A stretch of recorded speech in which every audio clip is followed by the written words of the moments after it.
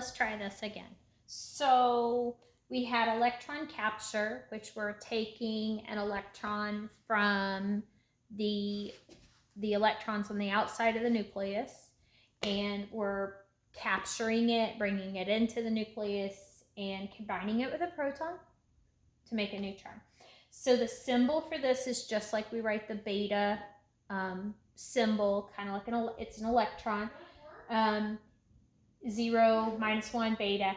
The deal with this one though, it's a reactant. It's on the reactant side. We're capturing it, we're bringing it in.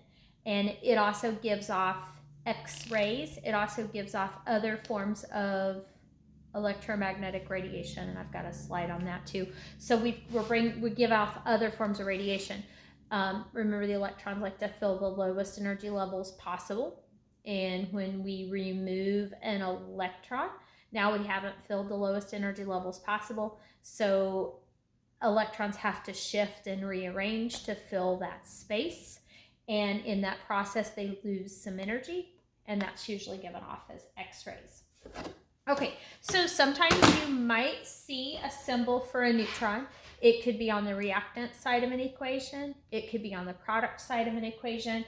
And the symbol for a neutron in nuclear equations is 1/0 N. So we think a neutron has mass of 1. That's why it's there. There's no protons. Just N for neutron.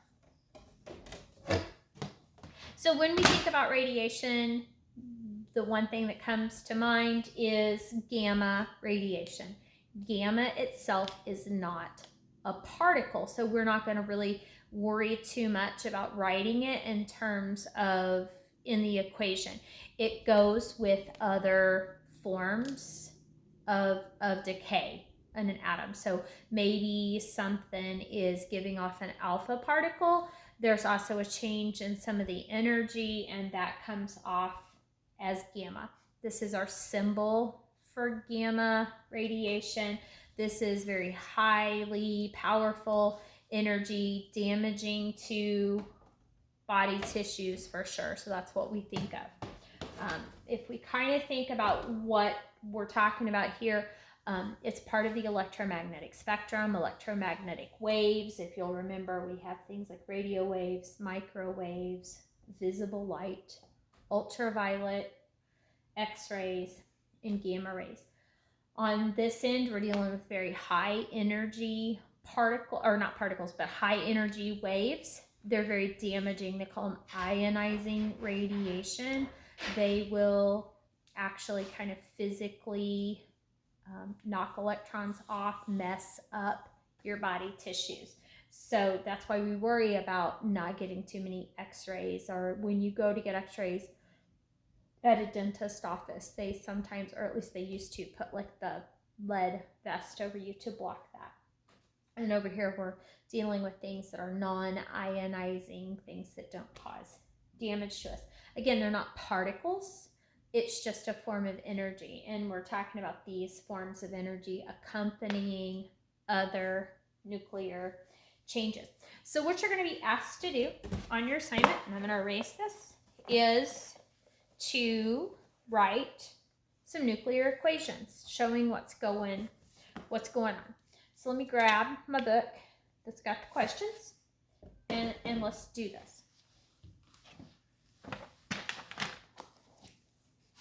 So the first question says, write a balanced equation for each of the decay processes. So the first one says alpha emission of 244/96 cm. 244/96 cm. Okay, so this substance is going to break down. It says alpha emission, so it's going to give off, it's going to produce an alpha particle. So an alpha particle, 4/2 alpha, or you could have said 4/2 He, both are correct. So this nucleus is too big. It needs to reduce both its protons and its neutrons. It's giving off an alpha particle. What else is left over? This actually becomes pretty easy to figure out. So I got a blank there to try to figure out what it is. We follow the conservation of mass, and what we find is that the top half of the reaction has to be same on reactant and product side. The bottom half of the reaction has to be same on both the product and the reactant side. So this side equals 244 on top. So this side has to equal 244 on top. That means the top number here would be 240. Okay, the bottom number has to equal 96. We know that's a 2. So the number here would be 94. So what's 94? I don't know. Periodic table, find number 94. It is Pu plutonium. So this curium 244 will go through alpha decay to produce plutonium 240. So that is the decay process. Would plutonium be stable? It's not, because it still has an atomic number that's too high. It's over 82. So there will be more decay that this substance could eventually go through, and I'm not worried about that now. Okay, next one. Positron emission of arsenic 70. Okay, 70 arsenic, and it says arsenic has an atomic number of 33. Positron emission is giving it off.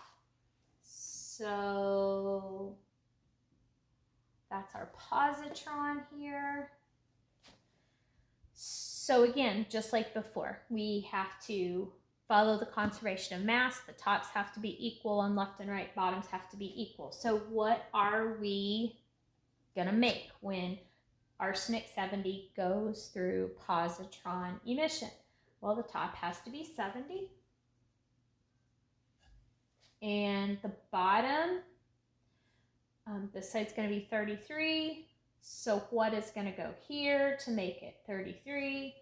That's going to be 32.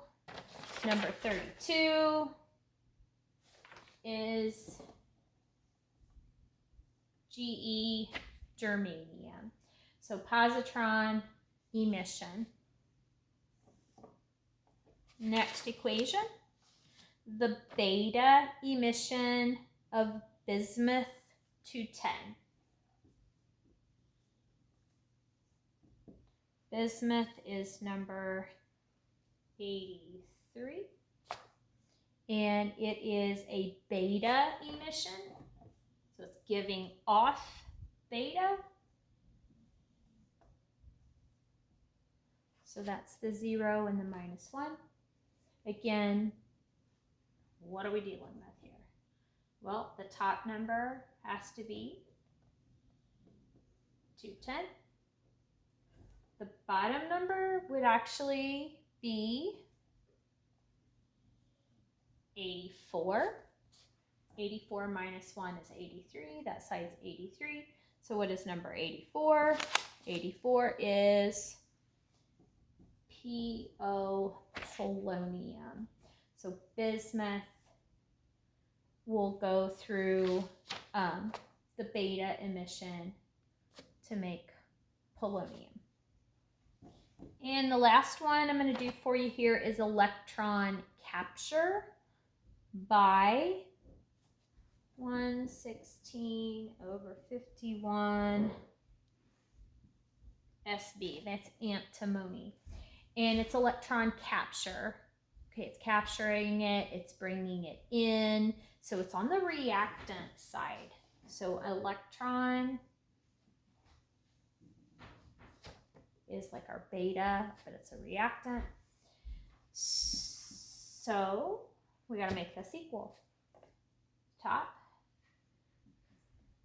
116, the bottom, that is 50, and number 50 on the periodic table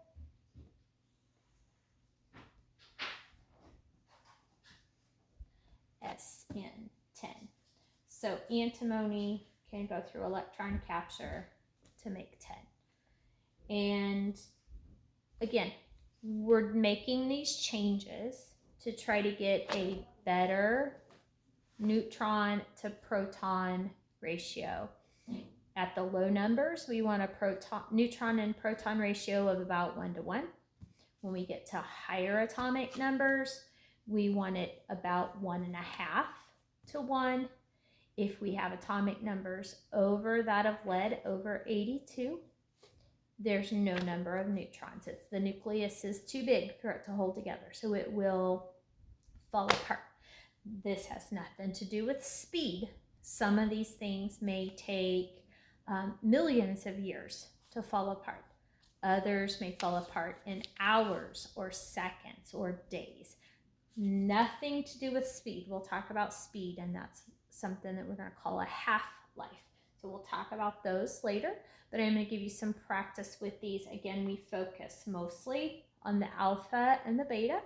You might see a neutron thrown into a few of these from time to time. So just pay attention if it says, oh, it also makes a neutron. Don't forget to add that as either, like if it's making one, it's a product, or, you know, if it says a neutron comes in, you can figure that out.